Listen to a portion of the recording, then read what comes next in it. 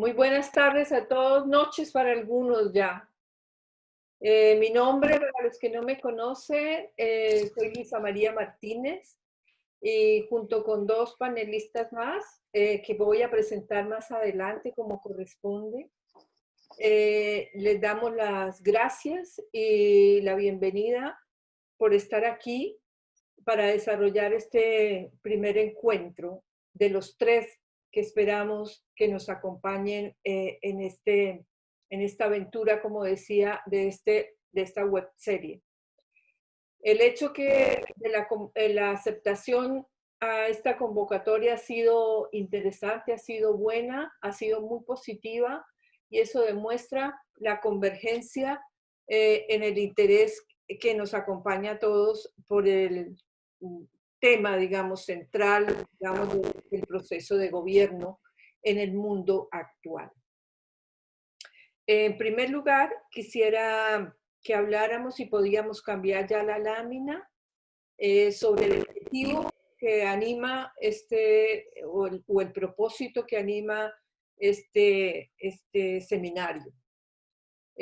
La idea fundamental es hacer un aporte a la discusión generalizada sobre un asunto que preocupa hoy por hoy a la sociedad entera, el proceso de gobernar.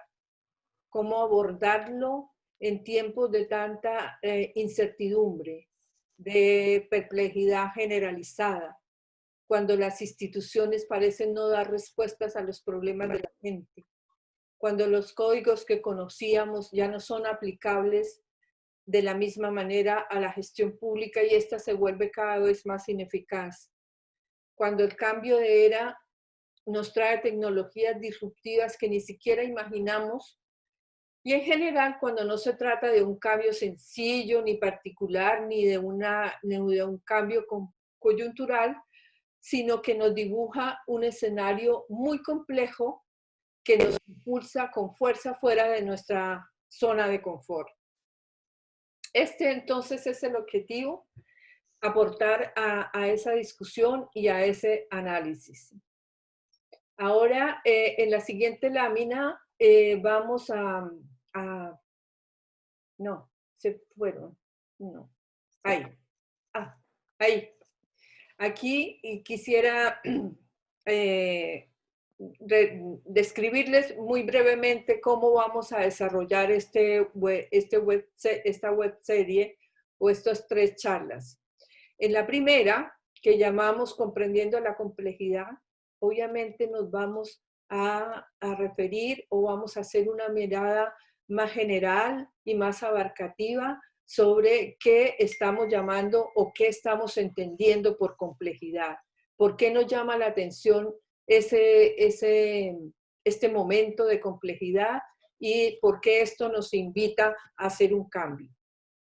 En la siguiente charla, o sea, en la charla que vamos a hacer el jueves próximo, vamos a hacer un análisis más profundo de estos temas, de estos temas que estamos tratando sobre la complejidad del proceso de gobernar, pero lo vamos a hacer a través de un análisis de casos, donde vamos a invitar a expertos que han experimentado, digamos, en su función propia, en sus experiencias propias, cómo es este proceso, cuáles son los problemas que se presentan y cuáles son las oportunidades que podríamos aprovechar. En la tercera y última charla vamos a hablar sobre algo más concreto y es sobre las herramientas. Herramientas que son innovadoras, herramientas que están relacionadas, digamos, con esta visión y con este momento de complejidad y que pudiésemos utilizar para empezar a cambiar, para empezar a transformar las prácticas y empezar a construir ese mundo nuevo que queremos.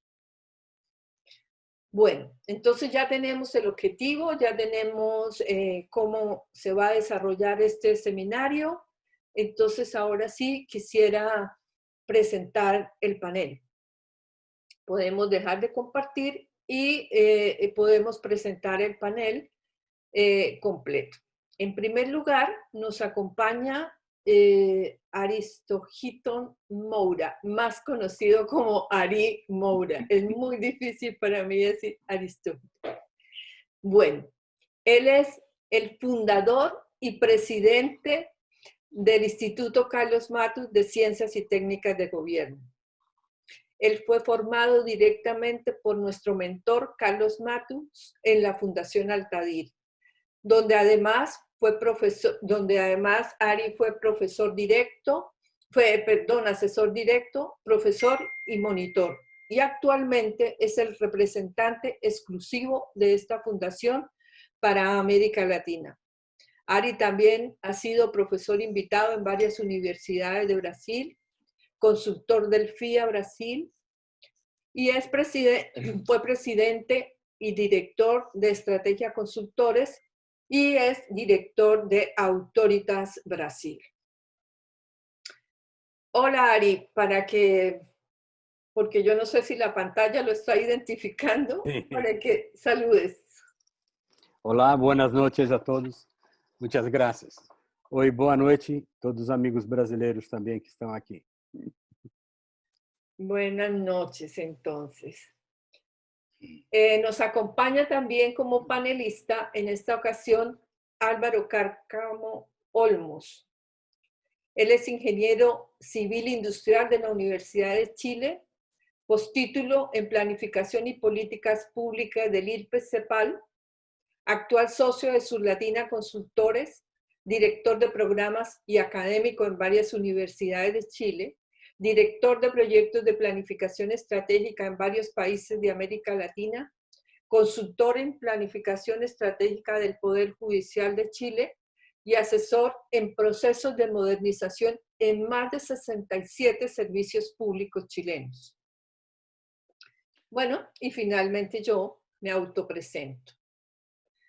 Luisa María Martínez Ojeda, como ya les comentaba, yo soy economista, magíster en gobernabilidad y desarrollo humano, especialista en planificación y desarrollo, directora del Instituto Carlos Matus Chile, consultora internacional en varios organismos de cooperación para el desarrollo, como el PNUD, CEPAL, BID, Banco Mundial, entre otros. Actualmente soy consultora del BID y docente en varias universidades de Chile. Nosotros tres vamos a estar esta tarde-noche acompañándolos y compartiendo nuestros puntos de vista, nuestras ideas acerca del tema que nos convoca. Yo voy a partir la charla de esta noche con una introducción, que básicamente lo que busca hacer es un marco amplio de referencia sobre los temas que estamos trabajando hoy y que trabajaremos en el seminario. Pero antes quiero aclarar que vamos a mantener los micrófonos en silencio durante toda la charla, porque ustedes comprenderán que es difícil abrir los micrófonos y la participación se vuelve un poco compleja, además de la complejidad que ya estamos hablando. Pero nos interesan en extremo sus comentarios y sus preguntas. Por eso los invitamos desde ya a hacer las preguntas que tengan a bien hacer, que se les ocurran, hacerlas en el chat. Y nosotros, al final de nuestras exposiciones de los panelistas, vamos a dejar un tiempo importante para responder a esos comentarios y a esas preguntas. Así que los invitamos desde ya al chat. Entonces, esta introducción quiero partir hablando de crisis, de la crisis. ¿Cuál crisis? La hipercrisis, podríamos decir como diría Ari. Porque no es una crisis, estamos en el momento como que convergen varias crisis a la vez. ¿Y por qué quiero hablar de eso y por qué quiero partir hablando de eso? Porque creo que en buena medida es lo que está explicando la dificultad para gobernar o conducir el juego social, como diría Carlos Matus. Es esa crisis que experimentamos todos que experimentamos, no, perdón, que experimentan todos los que se atreven a tomar el mando de cualquier gobierno en cualquier parte en estos momentos, sea de una tendencia o de otra.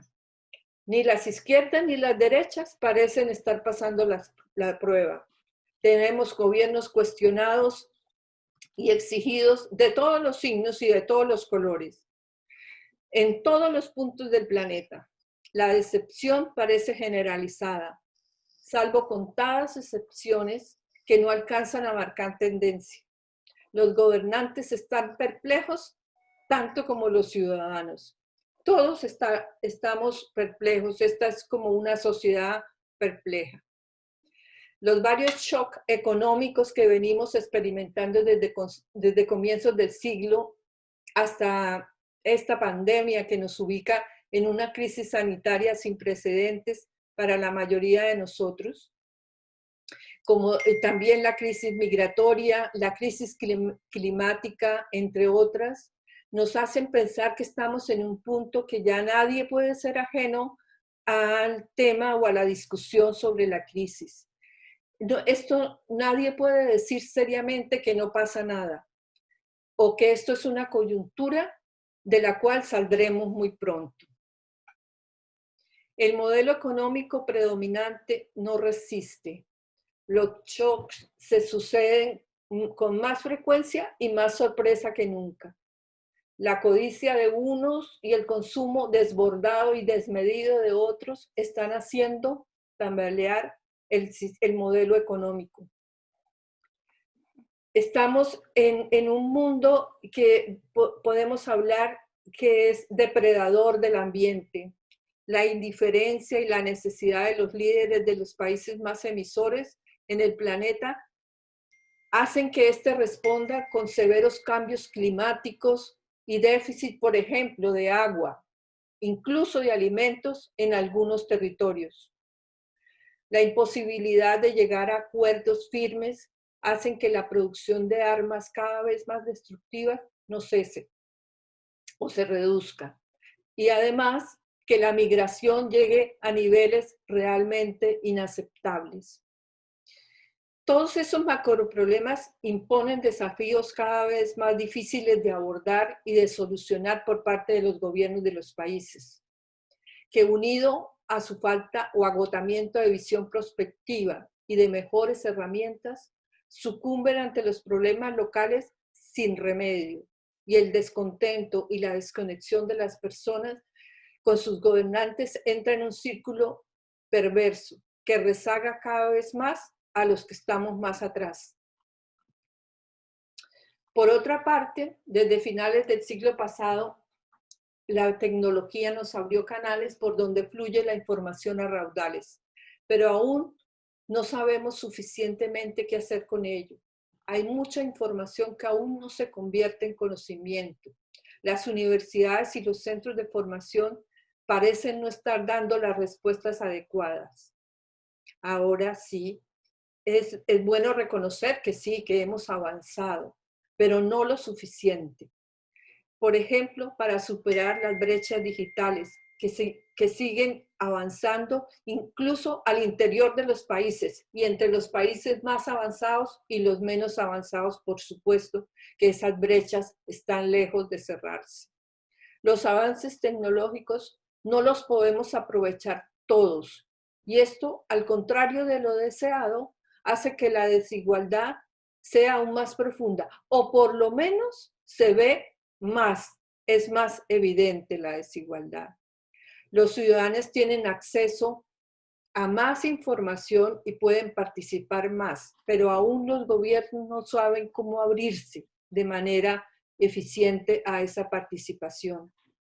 Estamos entonces en esta materia en una fase de transición que como todas las transiciones causa confusión, desconcierto y en no pocos casos hasta rabia. Los chilenos conocemos recientemente de esos casos de rabia. A manera de resumen de la crisis me gustaría hacer como una metáfora que puede darnos una idea de la complejidad en la que estamos.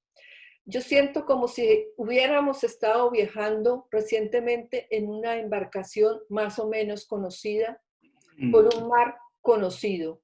De pronto se producen grandes movimientos que nos indican que algo muy difícil de descifrar está ocurriendo. No es que haya una tormenta de pronto, no es que la mar se picó, no es que el barco esté fallando solamente, no es que haya un motín a bordo, es que la mar cambió.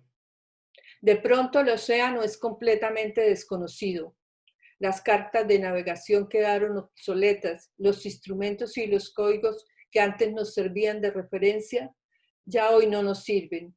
No sabemos cómo dominar ese mar con los instrumentos que usábamos. ¿Qué hacer entonces? Parece que la respuesta es clara: transformarnos y adaptarnos para entender ese mar y construir nuevas cartas y nuevos códigos de navegación. Pero eso se hace con nuevos instrumentos, con instrumentos distintos que debemos arriesgarnos, que debemos intentar probar. Como decía alguien, cuando creíamos conocer las respuestas, nos cambiaron las preguntas. Así estamos hoy. Así nos quedamos hoy ante tantos cambios y ante tantas crisis y ante tanto agotamiento de modelos. Por eso es que la invitación es a profundizar en esto y a tratar de tener una mirada distinta. Quisiera que compartiéramos la siguiente lámina para resumir un poco todo esto que dije, que traté de decir muy rápido además,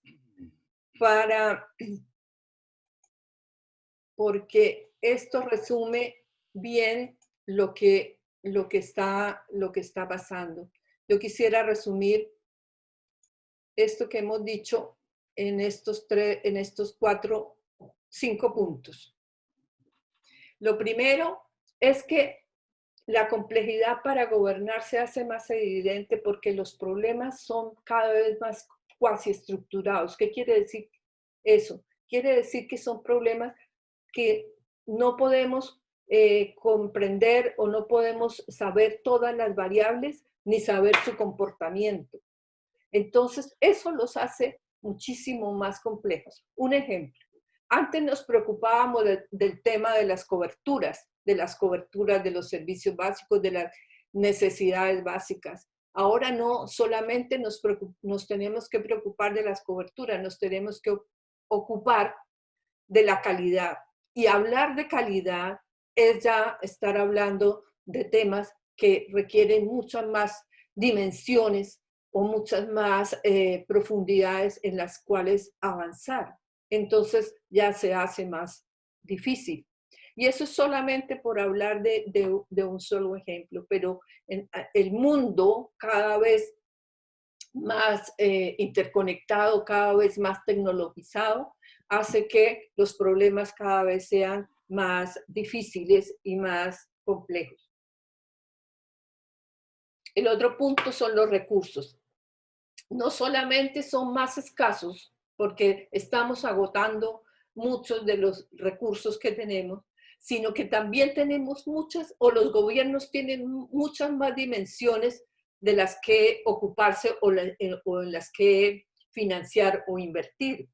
Por ejemplo, la pandemia nos ha puesto en la necesidad de ver el financiamiento de la ciencia, el financiamiento de las ciencias, de las ciencias no solamente de la medicina, sino de las ciencias sociales. Cómo enfrentar estas pandemias, cómo enfrentar estas situaciones que no se pueden manejar, sino es cuando hemos corrido un poco la frontera del conocimiento y hemos explorado en otros escenarios más desconocidos. Y para eso se necesita inversión, para eso se necesitan más recursos. Y entonces estamos demandando cada vez más y más recursos.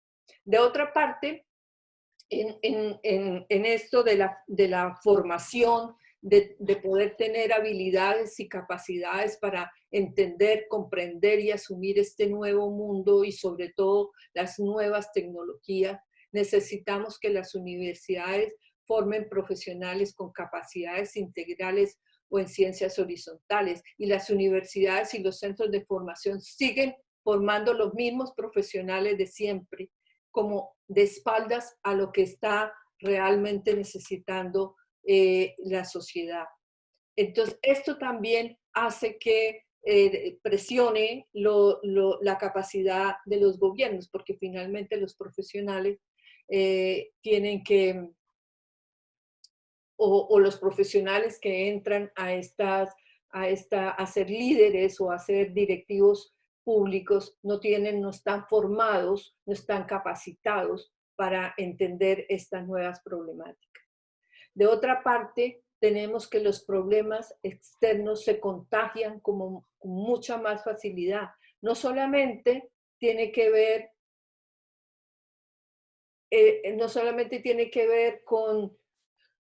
con las pandemias, digamos, de tipo biológico, sino que todas las revueltas sociales, todos estos que hemos visto últimamente, se contagian de lado a lado y eso, por supuesto, presiona a los gobiernos. Y finalmente, la revolución tecnológica. La revolución tecnológica diríamos que está aún en fase de revolución y eso nos causa también desconcierto. Y finalmente, quisiera terminar con tres ideas o sugerencias acerca de cómo empezar a hablar de enfrentar este nuevo mundo o esta complejidad, digamos, que nos habita. Primero, sobre el futuro.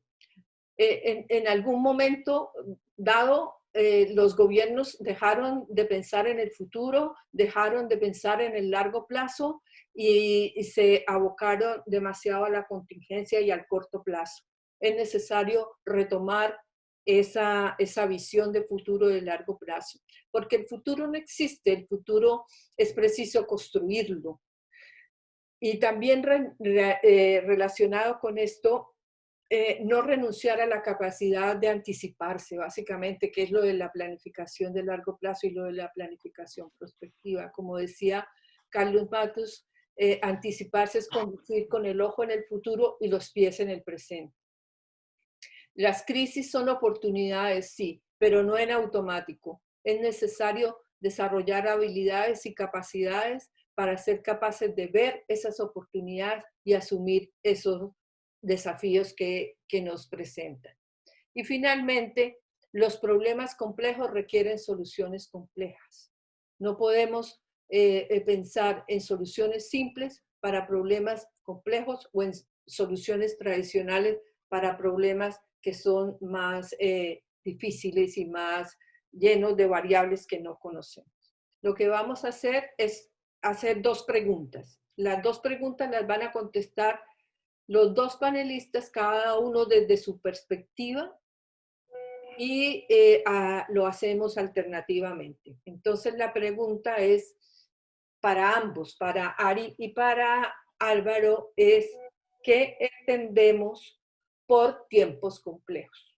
Bueno, en primer lugar, agradecerte a ti y al Instituto Carlos Matus de Chile por invitarme a participar de esta serie de webinars y también de saludar a todos los amigos que veo aquí a través de la pantalla.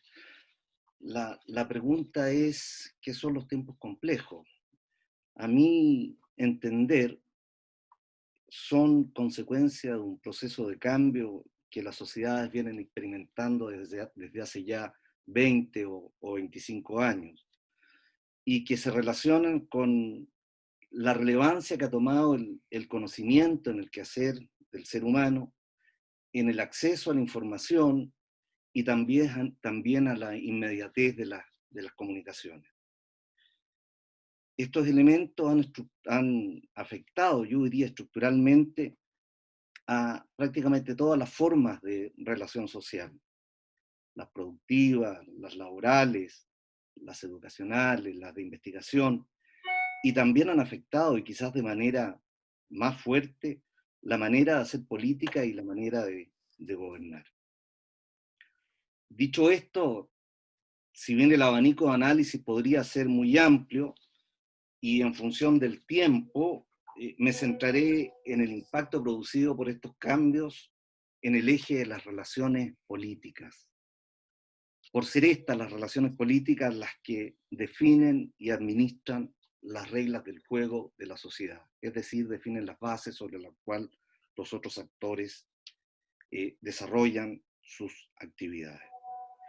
Y a este respecto, focalizándome, distingo un fenómeno que ha sido muy fuerte y transversal en este mundo globalizado y que producto de lo que decía, del conocimiento, del acceso a la información y de la inmediatez a las comunicaciones, ha llevado a un empoderamiento de la ciudadanía, un empoderamiento muy fuerte de la ciudadanía, que se ha reflejado, a mi entender, en una mayor conciencia ciudadana respecto de sus derechos.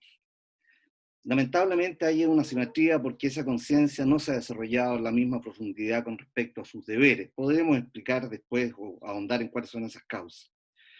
Y este empoderamiento entonces impulsa a los ciudadanos a actuar de manera más activa y más exigente en relación con el poder, con el quehacer público, en relación con quehacer, tanto en la aplicación en la aplicación y evaluación de las, se me fue la señal ahí, sí, la aplicación y evaluación de las políticas públicas a cargo del Ejecutivo, también del quehacer de quienes componen el legislativo y también de las decisiones que toma el Poder Judicial.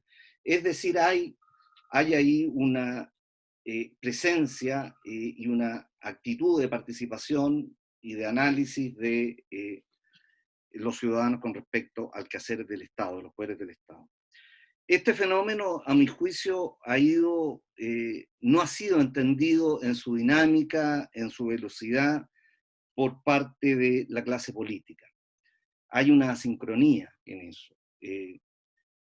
La clase política ha reaccionado de manera tardía a esto y a veces simplemente no ha querido o no ha podido visualizarlo. Y este desfase ha generado en los ciudadanos, y aquí es donde yo veo el problema, que un poco podría explicar lo que señalabas tú en tu introducción, ha generado una percepción de ambigüedad en el actuar político. Y como consecuencia de ello, ¿en qué se refleja ello? Se refleja en una pérdida de confianza y de apoyo hacia los agentes políticos, hacia los líderes, hacia los representantes de la gente.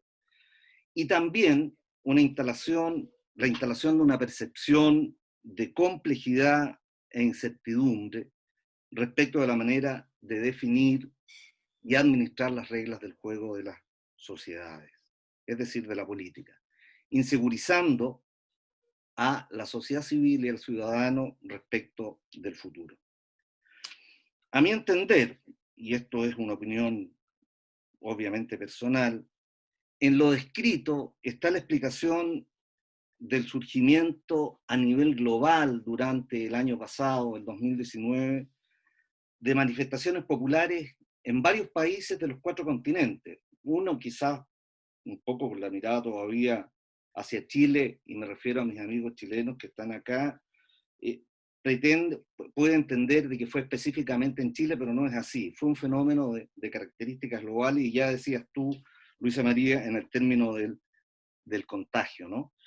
Y en este contexto de por sí complejo, se instala un elemento adicional, que es la pandemia mundial del COVID-19, con un impacto y con una extensión no vista en los últimos 100 años, la que, por cierto, viene a agudizar los niveles de complejidad e incertidumbre en las relaciones sociales.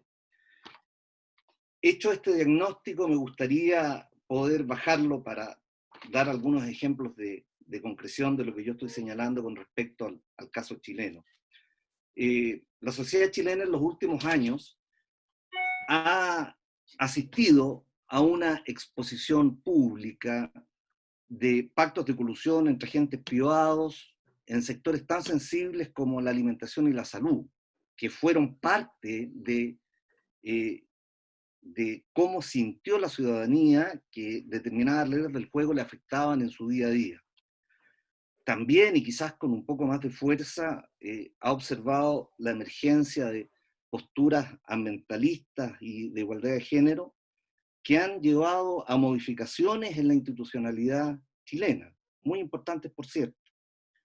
Y también la sociedad chilena ha sido testigo y actor, por cierto, de las pérdidas de apoyo popular en la clase política, y a modo de ejemplo quizás más relevante, yo podría señalar lo ocurrido con los últimos dos presidentes de Chile. La presidenta Bachelet cayó en su aprobación en 37 puntos, producto, ¿no es cierto?, del caso en el cual se vio involucrado su hijo, y el presidente Piñera cayó en 46 puntos, consecuencia del estallido social del mes de octubre. Y estas manifestaciones, que a mi entender obedecen a este desfase que hay entre la conducción política y lo esperado por la sociedad civil, generó cambios importantes. Yo quisiera destacar dos cambios. Uno, que alteró el programa de gobierno del presidente Piñera. Hubo un cambio en el discurso y en el hacer. Y lo segundo, que es un hecho inaudito, y que yo diría que hoy día también fuimos testigos de eso, generó la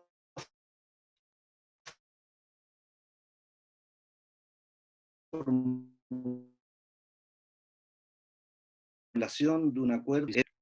También yo decía que la pandemia había afectado por la complejidad de gobernar, y hay ahí también algunos ejemplos a los cuales pudiéramos recurrir. La llegada generó enfática de inclusión de parte de diversos sectores sociales, del mundo político, del mundo científico, de los profesionales, quienes pedían participar más activamente en la crisis, en un problema que era definido como de carácter nacional, más allá de un problema de gobierno, ¿no es cierto? Y también fuimos testigos de la emergencia de conflictos y relaciones políticas, las relaciones al interior del bloque gobernante. Primero con los alcaldes, que parecía muy raro, las declaraciones de los alcaldes, lo que hemos sido testigos los últimos días, ¿no es cierto?, con el apoyo al retiro del 10% del sistema de pensiones, más allá de lo que uno pueda entender sobre eso. Estos hechos redundan en la instalación de la incertidumbre en la sociedad, tanto en las personas como en los agentes económicos, respecto a cómo enfrentar adecuadamente el futuro. A modo de síntesis, por el tema del tiempo, yo tiendo a pensar que la explosión social y la crisis sanitaria parecieran haber puesto a Chile de manera forzosa frente a un espejo que le mostró una realidad que no veía, una realidad distinta a la que creía observar, haciendo emerger problemas no visibilizados e introduciéndole aún más complejidad al momento político. Sin embargo, desde una óptica positiva, esto puede verse como una oportunidad de avanzar hacia objetivos con mayores niveles de consenso social, generando, acordando reglas del juego que permitan un mejor desempeño de los agentes públicos y en consecuencia de los agentes privados. Para finalizar, porque creo que me he pasado en el tiempo, quiero señalar, y ahí me pliego lo señalado por ti, Luisa María, que la complejidad, a mi entender, no solo trae amenazas, sino que también trae oportunidades. El desafío es cómo poder identificar esas oportunidades, cómo poder aprovecharlas y cómo poder gestionarlas. Muchas gracias. Ari. Bueno, eu vou falar em portunhol, para que meus amigos brasileiros estejam contemplados também. Governar em tempos complexos é o tema de agora. É bom, assim, retrospecto para saber que o mundo sempre foi complexo. Nosso modelo econômico, modelo industrial e de governo tentou reduzi-lo a uma coisa previsível. Nós teníamos isto em alguns momentos da nossa história. Nós teníamos poucos problemas na agenda, que eram problemas complexos. Com a definição de problemas complexos, aqueles que não conhecemos todas as variáveis, não podemos estabelecer uma boa relação entre elas e os resultados não são ótimos, são situacionais. Depende de quem analisa. Pero o mundo estava, como dizia Bauman, sólido. As coisas aconteciam e os cambios aconteciam dentro de prazos que nós outros conseguíamos nos reinventar. Isto foi do governo militar, por exemplo, à democracia, ao governo liberal, ao governo socialista, as experiências que tivemos acá. Há aí gap nesse processo, pero todo estava estável. O que percebo agora em governo e política, que a internet começou e a pandemia completou a passagem do mundo sólido para o mundo líquido. Hoje estamos no mundo líquido, isso é o mundo líquido. Estamos falando, e se fosse há uns anos atrás, estávamos num hotel, um centro de convenção, falando sobre essas coisas. Hoje estamos em casa e falando com gente de 4 ou 5 países que estão aqui com nós outros hoje. Então, isto é o ponto que centra a questão. Nós outros teníamos ferramentas de governo e política para um mundo sólido. Então, poderíamos fazer políticas públicas, podíamos fazer pressupostos, podíamos fazer planos para a área privada, num tempo que nós outros íamos corrigindo o que escapava. Pero agora, não. A velocidade é muito larga, muito larga. Então, governar e fazer política nesses tempos tem que ter ferramentas ou teorias que entendam a velocidade dos hechos e como esses hechos afetam a governabilidade e a questão política. Os políticos, no mundo sólido, eram filtro da sociedade para uma renda de problemas nacionais, estaduais, locais. E o governo era alguém que executava essa agenda. Mas hoje, a sociedade está no século XXI, ou seja, todos estão conectados, a internet nos conectou a todos. Saímos do mundo que era coletivo há 10 anos atrás. Por exemplo, para ser campanhas eleitorais, nós outros teríamos que ter uma estrutura, um partido, uma agência de publicidade, um candidato e uma única mensagem. Poderíamos vender candidatos como produtos. A internet, antes da Covid, cambiou isto. Hoje, todos entendem que sua opinião depende. Não há única mensagem para um coletivo. Isto vale para a política e para o governo. Hoje, as pessoas querem entender seu problema e ter sua mensagem. E a internet permite isso. Então, nós temos máquinas públicas e políticas que são do século XX ou do século XIX, trabalham por processos, pero a sociedade está no século XXI, falando em grupos, falando em família, colocando sua opinião. Ou seja, isso cambiou todo. Cambiou de governo, cambiou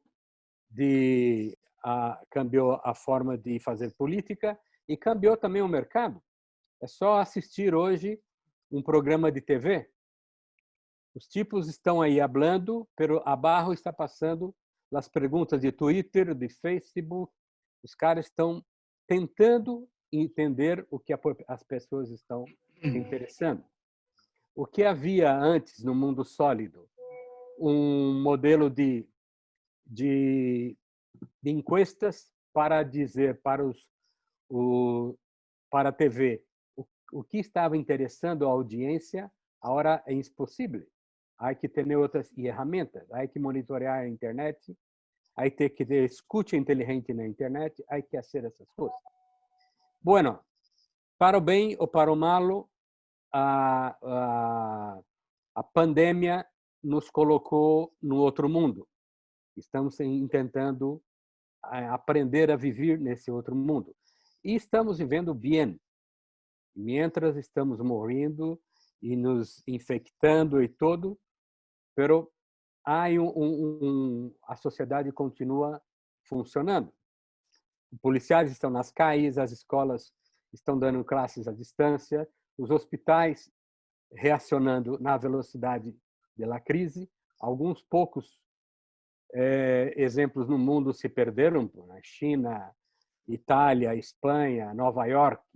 Mas até hoje no Brasil, embora estejamos com mais de 1.000 mortos por dia, uma infecção mais de 2,2 milhões de pessoas, as coisas todavia ainda seguem funcionando.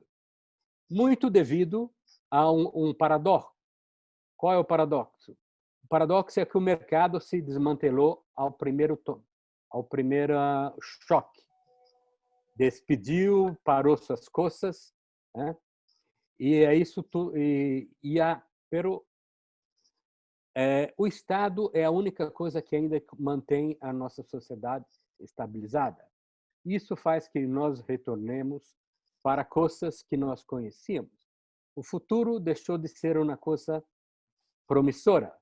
Incluso é um desafio que trago aqui para a discussão, principalmente para a Luísa e para Dom Bitar, que trabalham com prospectiva, porque o futuro na prospectiva sempre foi melhor. Agora, com a incertidumbre do vírus, isso nos permite fazer planos cujos cenários não contavam com nos piores cenários contavam com uma variável que hoje contamos. Então, redesenhar governos, redesenhar a política implica necessariamente entender como atuar nesse novo mundo que o vírus nos colocou. Como disse Álvaro, a tecnologia nos trajo até aqui, pero nos trajo a uma velocidade de 80, 100 km por hora. A pandemia nos colocou num bólido de 900 km por hora. Todo cambia a essa velocidade.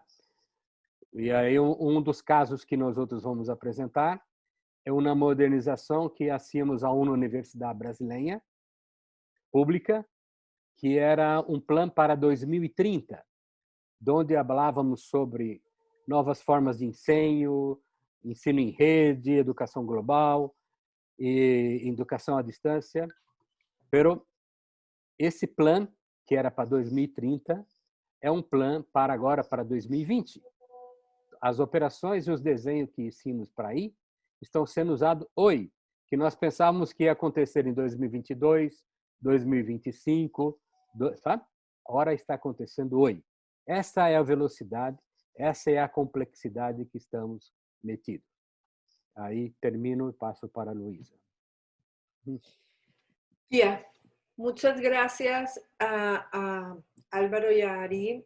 Vamos a hacer la siguiente pregunta, pero antes quisiera recordarles que las preguntas de ustedes y los comentarios son muy importantes para nosotros y quisiéramos que las hiciéramos en el chat.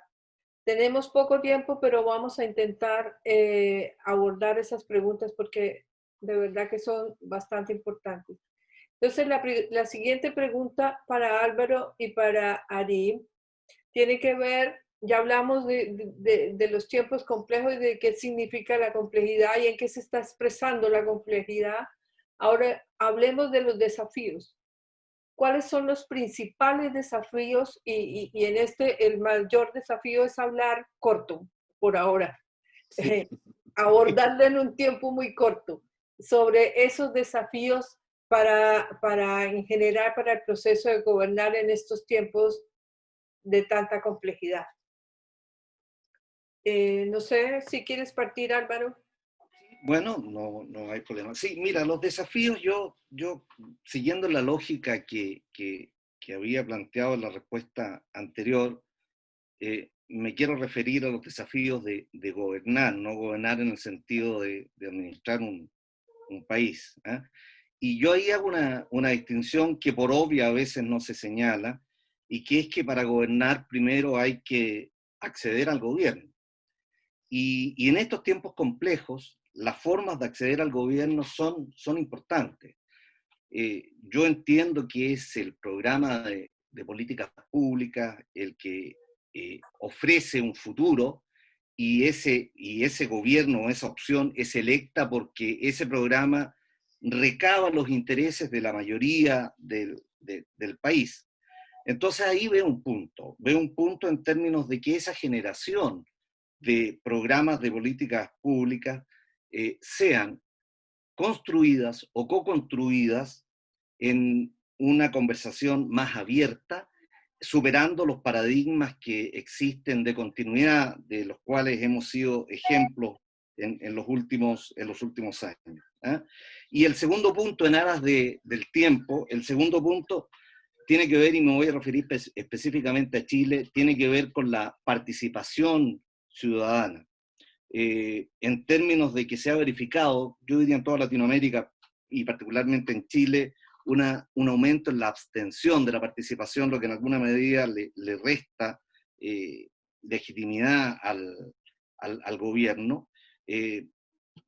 Las cifras son en nuestro país importantes.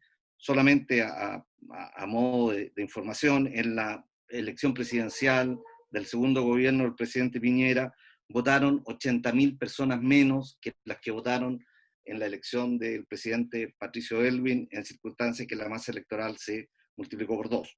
Razones claramente pueden estar en la ley de voto voluntario, pero yo creo que también hay otras que es importante verlas y que tiene que ver con una cultura centrada en el individualismo, y probablemente también por que la educación cívica ha dejado de estar presente en los pensum o programas de la formación de los jóvenes. Y con respecto a la segunda parte, ya electo en términos de la acción misma de gobernar, yo creo que la principal responsabilidad del gobernante es asegurarse que lo comprometido en el programa de políticas públicas se cumpla, y para eso sí tiene que usar perspectiva, para eso sí tiene que usar planificación, y para eso también tiene que usar un control de los avances y un análisis de entorno que le permita anticiparse a aquellos factores que le puedan introducir incertidumbre o que le puedan introducir volatilidad a lo que se comprometió. Un segundo factor, yo lo llamo el ayornamiento de la clase política. Tú ya algo te referías a la formación en las universidades, pero una clase política que pueda comprender a esta nueva sociedad empoderada y que genere confianza, que transmita claramente sus propósitos, sus responsabilidades, con disposición a la rendición de cuentas y al escrutinio público. Una clase política, en definitiva, que supere el paradigma de que su elección lo faculta a actuar por la gente, pero alejado de la gente. Yo creo que ahí hay también un problema.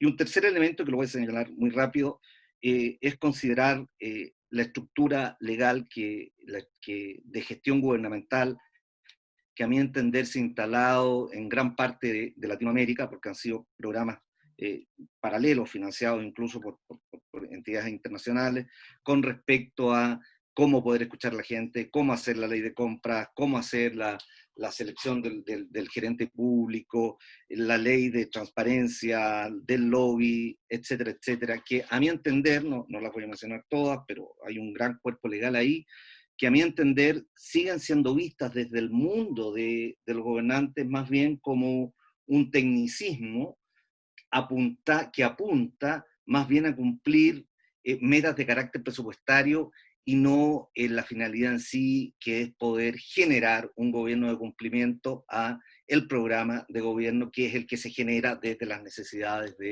de la ciudadanía. Es eso. Gracias. Gracias. Bueno, yo vou me colocar como um ponto um pouco afuera dessa curva, porque eu penso, e já vinha trabalhando com isso, que a questão dos desafios para governo política são entender novas formas de se organizar. Por exemplo, nós temos uma separação de fronteiras entre política, governo e sociedade, né? Nós teríamos mercado, público e sociedade, três com fronteiras bem distintas. Um primeiro momento que a internet empoderou a cidadania, o vetor sociedade invadiu as fronteiras de governo e mercado. Hoje não se faz governo nem mercado sem a participação efetiva da sociedade. Isto é produto, na América Latina, das grandes explosões que houveram de 2013 para cá. No mundo todo, por exemplo, um enojo não só com governos e política, mas também com o mercado. O mercado está também sob a mira. Então, o primeiro desafio é qual é a nova forma de governo que involucre governo, política, sociedade e mercado. Como distribuir esses novos roles? Esse é o grande desafio. E outro é entender que os mecanismos que nós teníamos de governo, de democracia, por exemplo, que é partidos políticos, eleições e governo, que era bem claro também hasta 6, 7 anos, 8 anos atrás, agora não. Nós outros descobrimos, por exemplo, que como o cidadão quer aparecer, quer que sua opinião seja levada em consideração, isto está sendo usado pela tecnologia.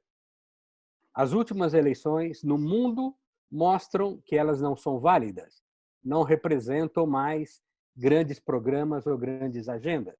Então, o avanço sobre as eleições da extrema-direita, dos fake news, dos Cambridge Analytics da vida, mostra que a forma de nos expressarmos, e a forma de sermos governo e a sermos sociedade, já não é a mesma.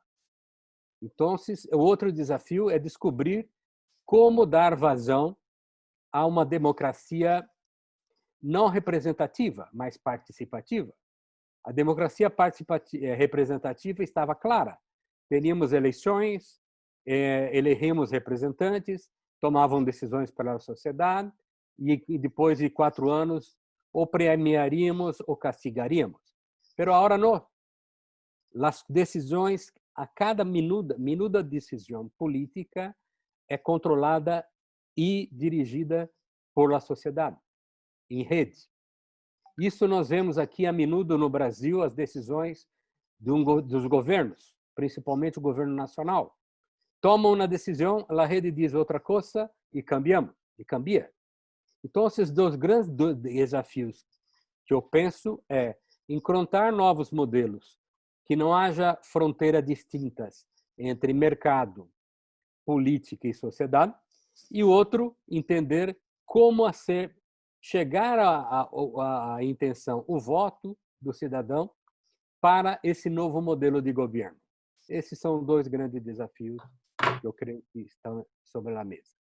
Ya, muchas gracias, Ari. Muchas gracias, Álvaro. Vamos entonces, sin más preámbulos, a pasar a las preguntas que hay en el chat.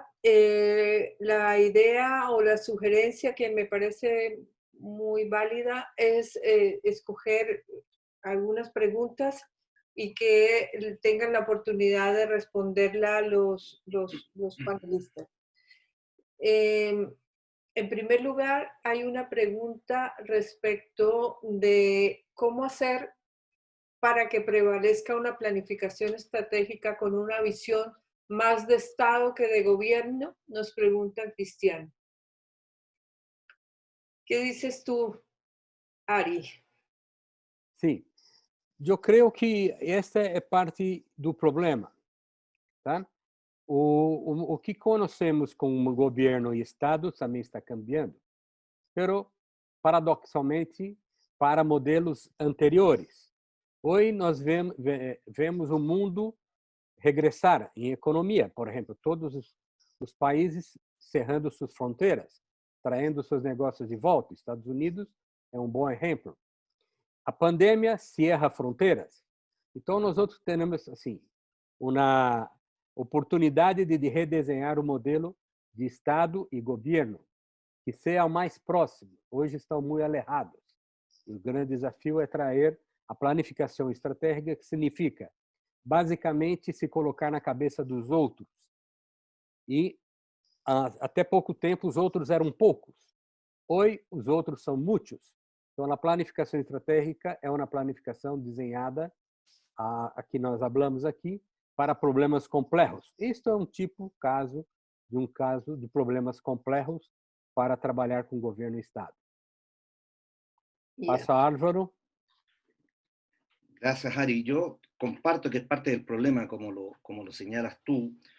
Yo fíjate que frente a esa pregunta tendría una mirada más bien optimista. Me parece que el impacto de la complejidad que estamos viviendo va a empujar, si es que no hacerlo con un poco más de fuerza, a obligar a abrir conversaciones al interior de las distintas sociedades civiles. Y eso va a llevar a que probablemente los proyectos país tiendan a un nivel de convergencia y de mayor representatividad. Y si eso fuera así, entonces los programas de gobierno van a estar con algunas líneas que van a ser consensuadas por toda la sociedad, y eso hará entonces que la planificación pase de ser logros de objetivos de gobierno más bien a logros de objetivo país.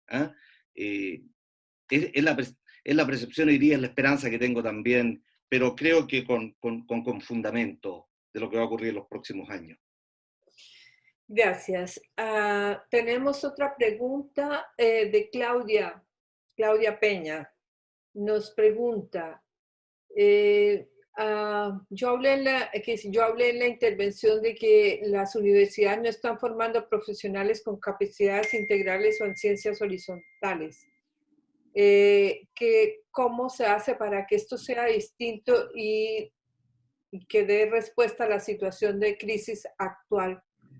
Formando, quise decir, bueno, ¿cómo cambiamos esa lógica? En eso es lo que quisiéramos hacer especial énfasis, porque ahí está la semilla del verdadero cambio, creo yo, en las universidades, en la formación de profesionales, que en primer lugar aprender a procesar y analizar problemas complejos, y los problemas no son de especialidades, no son de unas ciencias verticales, de decir, o de medicina, o de educación, o de ingeniería, sino aprender a formar líderes capaces de entender problemas más en todas sus dimensiones y capaz de procesarlos tecnopolíticamente. Pero yo quiero aprovechar una persona que tenemos aquí y que justamente es director de una escuela y nos puede aportar bastante en esto desde la experiencia. Yo te preguntaría, Marco, ¿cómo es esta cómo puede ser este cambio, digamos, en las universidades para formar en ciencias horizontales.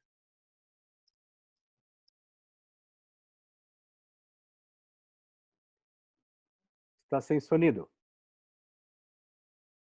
Ah, está sin sonido. Espérame. Espérame, ya te ponemos el sonido. Creo que está con delay. Adriano, ¿le puedes habilitar el sonido? Yo no puedo. Sí, yo estoy tentando, pero no. Ahí no me permite tampoco.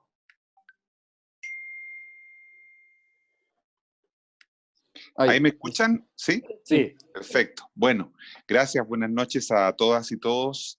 La pregunta es bien interesante porque ese es uno de los grandes desafíos que tiene, yo creo, el gobernar la complejidad.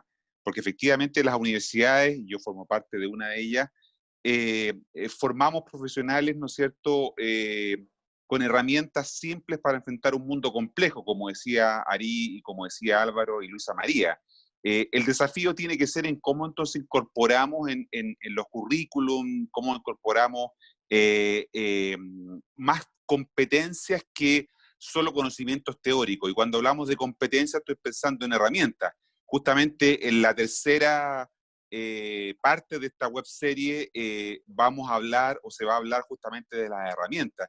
Yo creo que tenemos que dejar de lado un poco en las universidades esta formación vertical, ¿no es cierto? Y avanzar lo que decía Luisa María, una formación horizontal, o sea, por problemas y no por áreas del conocimiento. Eso quizás puede sonar fácil decirlo, pero efectivamente tiene también sus dificultades, especialmente, ¿no es cierto?, porque seguimos todavía muy en la lógica de esta formación vertical.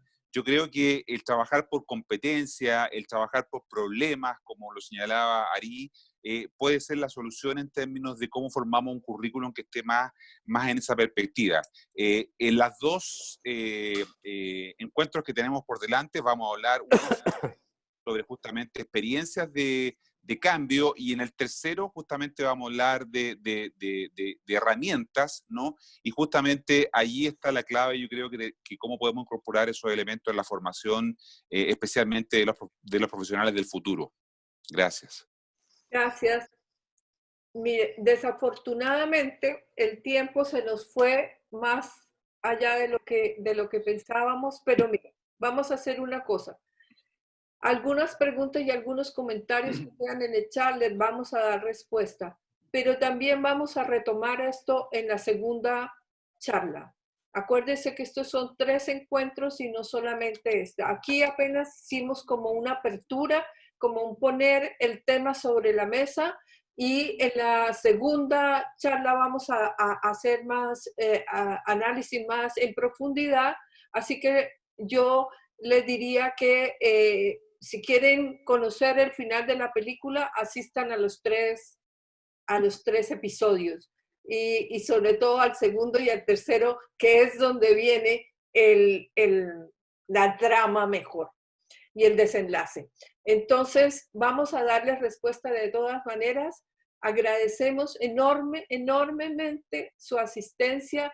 Los invitamos como muy especialmente para la segunda, que repito, y ya lo han dicho, va a estar con más profundidad, con más análisis de casos, y en la tercera, que es la que particularmente más expectativas tengo, que tiene que ver con las herramientas más concretas. Así que quedan todos muy invitados, y por supuesto agradecer a los panelistas, agradecer a todo el equipo del Instituto Carlos Matu, a Pedro, a Adriano, a André, por supuesto a Ari, a Álvaro, por supuesto, panelista, a Cristian Jorquera, que también está con nosotros, a Marco, a Diego Rueda, que es el periodista que nos está ayudando en la campaña.